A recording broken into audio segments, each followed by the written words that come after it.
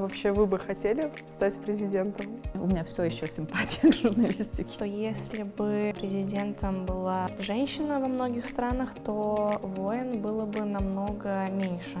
Когда-нибудь из этого что-то получится. Мы будем очень рады, действительно. Может, вот этот вот внутренний лидер находится в каждой из нас? Вообще, в принципе, все возможно, все меняется. Надо только не бояться каких-то предрассудков.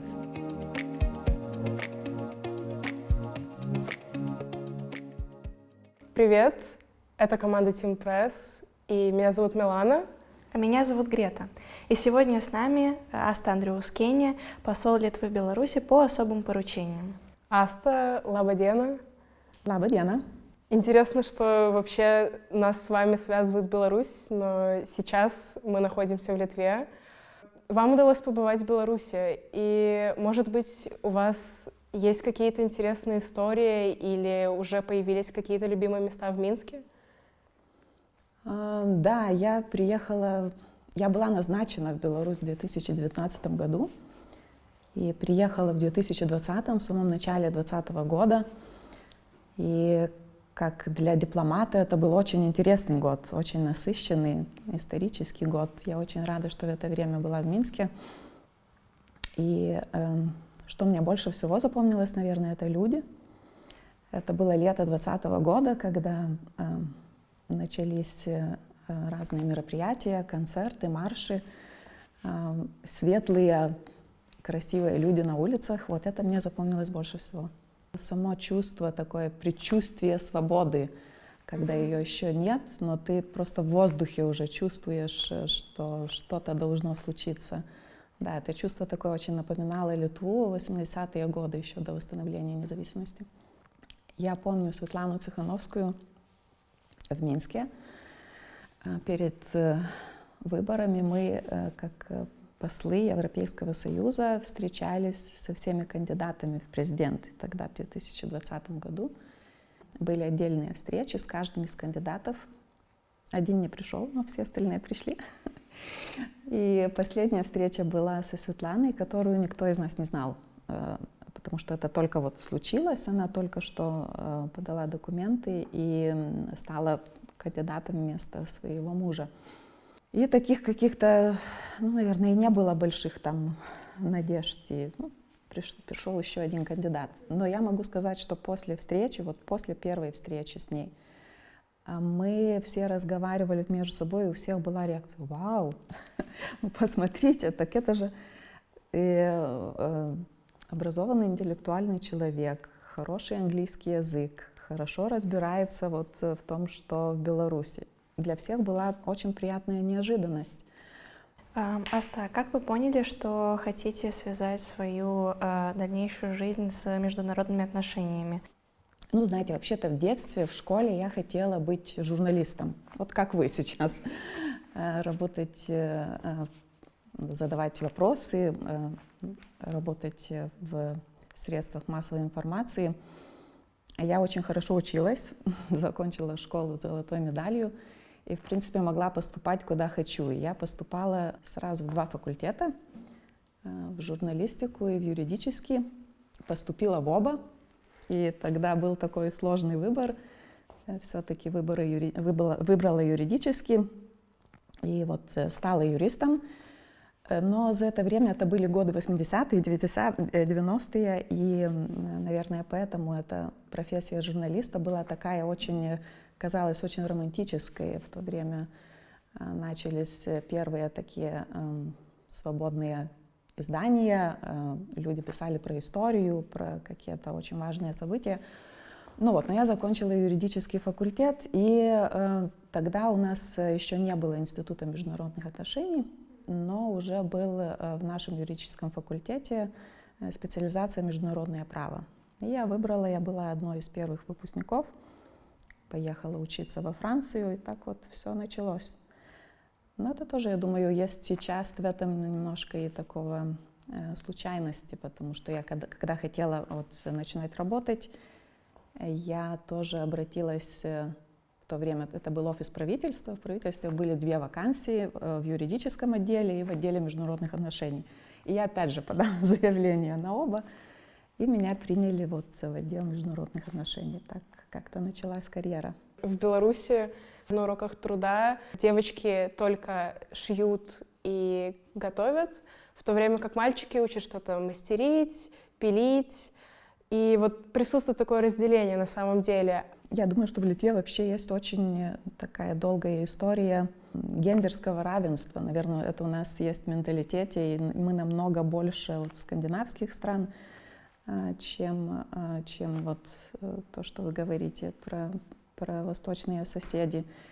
Даже исторически это вот можно вспомнить, что в Литве женщины получили право голосования, право участвовать в выборах в 1918 году, что было еще на 2 года раньше, чем в США или Великобритании.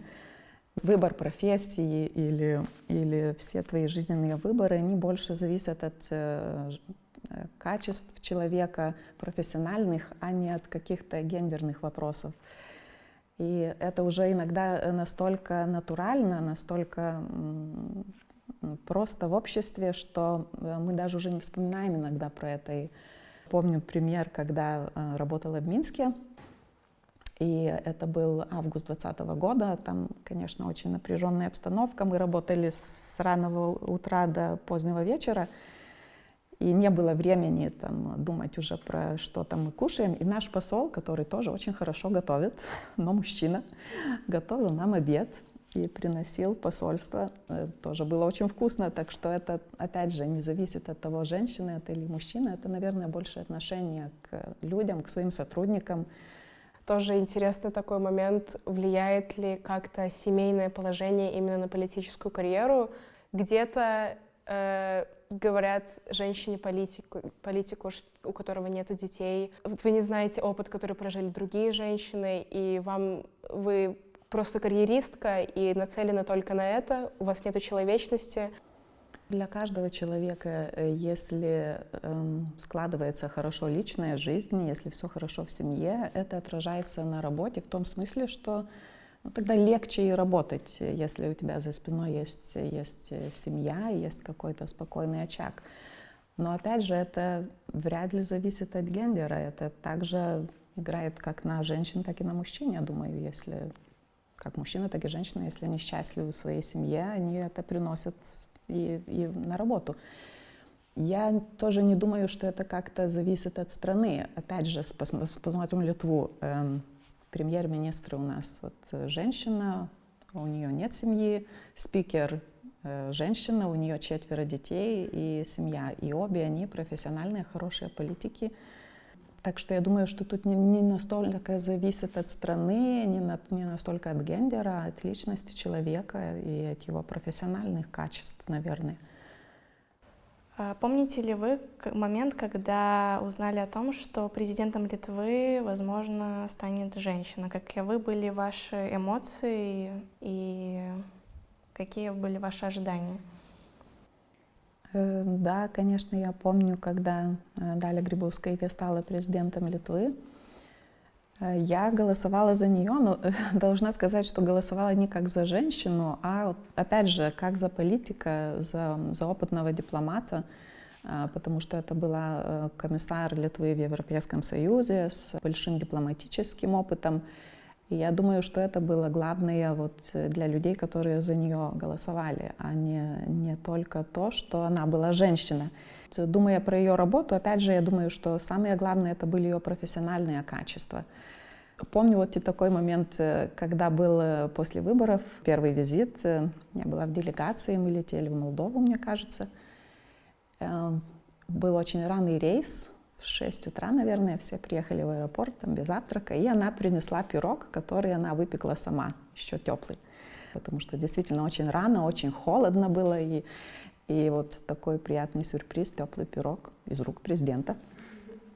Далее Грибаускайте ломала много стереотипов, наверное, о роли женщины и о роли возраста и так далее. Основываясь на ваш международный опыт и на те страны, которые вы посетили с визитами, вот встречали ли вы там где-то в других странах вот это вот именно гендерное неравенство? Вот, был ли у вас такой опыт? Литва Я думаю, мы часто ломаем такие вот стереотипы и иногда открываем путь и для других каким-то аспектам. Вот, например, я вспомнила, что у нас была женщина-посол при НАТО. До этого, до 2000 года, послы при НАТО были исключительно только мужчины. И когда вот наше правительство решило, что послом Литвы при НАТО станет Гинтė Damušis, литовка, кстати, из диаспоры литовской в США, было такое удивление, вот как это женщина-посол при НАТО. Сейчас, когда мы посмотрим, там, наверное, женщин есть, не знаю, 30%. Сейчас гражданка Литвы, литовка, стала послом Евросоюза в США.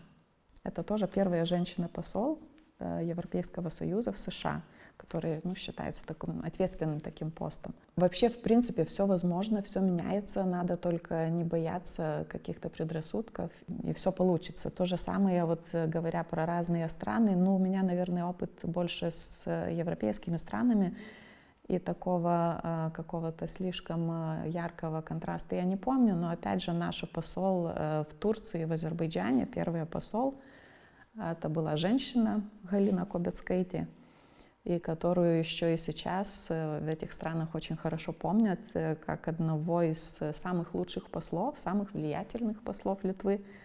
Она говорила на турецком языке, она очень прекрасно общалась, прекрасно себя чувствовала в этих странах. И, опять же, наверное, несмотря вот на стереотипы, какие бы они ни были.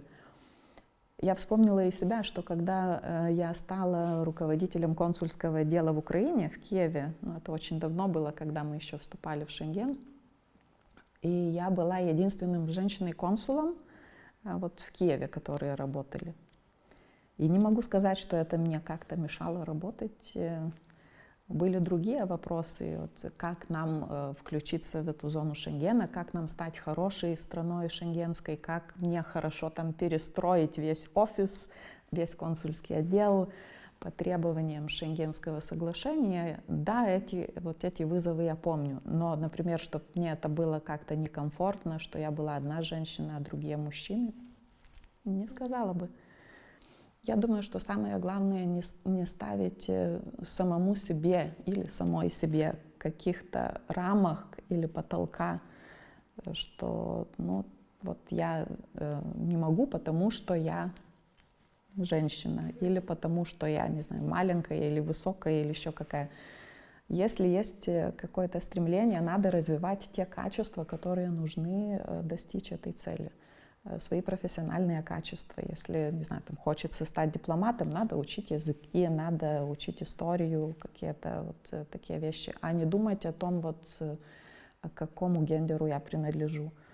Я думаю, что самое главное — это вот профессиональные качества. И самое главное — самому себе не ограничивать своих желаний, своих стремлений.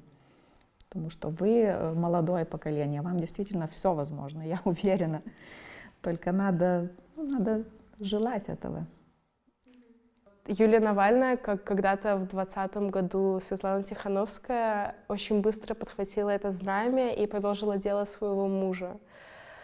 Как вы думаете, что дает им силы, несмотря на все предрассудки, продолжать идти вперед, двигаться дальше, ломать стереотипы и строить дорогу к демократическому обществу для своей страны? Может, действительно вот этот вот внутренний лидер находится в каждой из нас? Я думаю, что это, опять же, личные качества. Наверное, этот внутренний лидер, про который вы говорите, который вот в случае, когда есть такая ситуация, пробуждаются, и самые лучшие качества, вот они выходят наверх. Но я должна сказать, что в Беларуси есть и больше таких женщин, которыми вы можете восхищаться. И первый лауреат Нобелевской премии Светлана Алексеевич, опять же, женщина. И есть прекрасные журналистки. У меня все еще симпатия к журналистике из своих молодых лет. Так что я посмотрела, что чаще всего читаю, наверное, вот женщин, журналисток Беларуси, и Ганна Любакова, и другие. и те, которые сейчас, к сожалению, не могут писать, потому что находятся в заключении. Но я думаю, что есть много женщин, которые в нормальной демократической обстановке могли бы вот раскрыть крылья и стать настоящими лидерами. Надо только, чтобы были соответствующие условия. Я еще, вы меня не спрашивали, но еще добавлю, что мне кажется, что очень помогает и что очень важно, это еще и законодательство, законные нормы, которые позволяют женщинам или там, мужчинам чувствовать себя, не ощущая каких-то гендерных там, критериев. И в этом, я думаю, что Литве во многом тоже помогло и членство в Европейском Союзе, и вот то, что законодательство наше все больше соответствует этим европейским нормам. И тогда уже не возникают какие-то вопросы, там, это можно или нельзя, потому что это уже в законах. Это тоже очень важно. Аста, а вот у меня еще такой вопрос, опять же, про женское лидерство и про то, что действительно мы можем наблюдать, что в последнее время о нем все больше и больше говорят, все больше и больше эту тему поднимают. И сказывается ли это как-то, в принципе, на общество, то есть ощущается ли изменение, несмотря на то, что уже мы живем в достаточно толерантном обществе, ну вот это изменение сказывается ли? Да, наверное, в том смысле, что всем в обществе жить лучше, когда все чувствуют себя равноправными. Конечно, я сейчас очень красиво рассказываю про то, что в Литве и так далее, но 200 лет назад, наверное, была другая ситуация. И я думаю, что вот именно когда каждый человек чувствует, что его права такие же, как и других, несмотря на то, что это женщина или мужчина, что человек с какими-то, может быть, там, проблемами здоровья и так далее. Вот я думаю, что это создает более здоровое общество, в котором всем лучше жить, каждому, всем и каждому. Я не думаю, что было бы вот здоровое общество и тогда, когда все руководящие посты занимали бы женщины. Но это же тоже неправильно. Я не думаю, что мы этого хотим. Хотя все три мы женщины, ну, девушки. Но я не думаю, что наша цель сделать так, чтобы вот везде руководили женщины. Нет же, наверное. Но не должно быть и каких-то ограничений из-за того, что ты женщина, что ты девушка, ты не можешь стать пилотом самолета. Почему? Или космонавтом, или, не знаю, кем-либо. Вот таких ограничений их не должно быть. А вот сейчас, как вы думаете, что нужно сделать? Может, что-то вспоминать постоянно, либо что-то вот просто у себя в памяти как бы сохранить, чтобы не потерять вот эту вот силу духа и воли, которая была в 2020 году? Верить. Наверное, просто верить. Очень сложный вопрос. И тут, конечно, я могу привести пример, опять же, Литвы, которая 50 лет была в оккупации и сохранила это желание, это стремление к свободе и к независимости. Но сложно что-то посоветовать. Я очень надеюсь, что Беларусь не придется ждать 50 лет, и что это случится быстрее. Я помню из своего детства, когда мне бабушка, я часто была у своей бабушки, когда была маленькая летом, и помню, она рассказывала вечером не только сказки, но рассказывала вот про независимость Литвы, про те 20 лет до войны, когда Литва была независимой. И я была очень маленькая, но я даже с детства помню, там, президент Сметона, там еще какие-то рассказы, как это было. И вот какие-то эти детские воспоминания иногда мне даже дают силу. В семье у нас были случаи людей, которые, ну, действительно героев, и которые были сильные и разные. Я думаю, что это вот дает какую-то веру и стремление жить. Как-то я думаю, что вот уже поколения боролись за это, боролись за независимость, боролись за свободу, и мы обязаны просто это сохранить сейчас. То же самое, говоря про Беларусь, я думаю, что когда родители рассказывают своим детям, что было в 2020 году, что было бы, может быть, еще раньше, вот из этого как-то вырастает надежда и вера, и когда-нибудь из этого что-то получится. Мы будем очень рады, действительно. Я думаю, мы как Литва, как никто другой, очень хотим иметь Беларусь свободным, независимым и предсказуемым соседом. Мне тоже так 2020 год даже для меня стал таким переломным, потому что, несмотря на то, что действительно уже много лет происходит эта борьба, но именно вот для нового поколения, для поколения подростков самым ярким стал именно вот этот год, когда они уже сами, не из рассказов родителей, не из книжек, узнали про то, как это действительно происходит, и также увидели, что такое сила духа, и как же хорошо, когда все мы вместе, и у всех у нас одна цель. Вот. Согласна. Многие люди говорят о том, что если бы президентом была женщина во многих странах, то войн было бы намного меньше. Как вы к этому относитесь? Ну, я думаю, вот когда вы станете президентом, тогда я у вас спрошу вопрос. А вообще вы бы хотели стать президентом? Знаете, как я думаю, что очень хорошо, когда каждый человек делает ту работу, которую он знает лучше всего.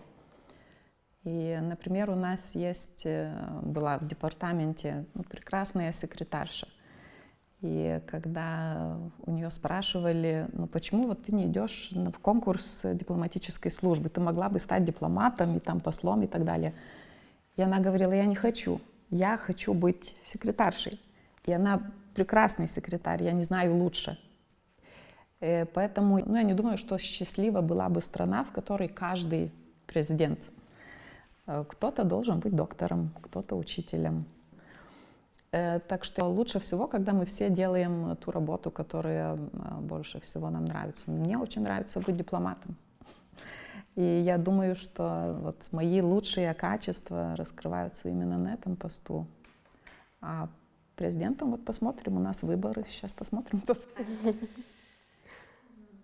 Из последнего, я думаю, это будет такой блиц небольшой опрос. Да, смысл заключается в том, что мы вам задаем короткие вопросы, а вы нам коротко отвечаете. Попробуем.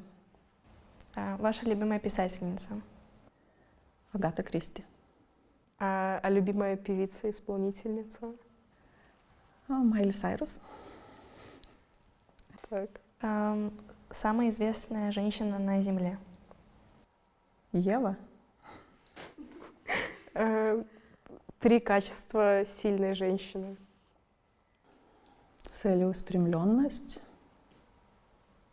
лидерство и доброта. Есть ли у вас какая-то мечта?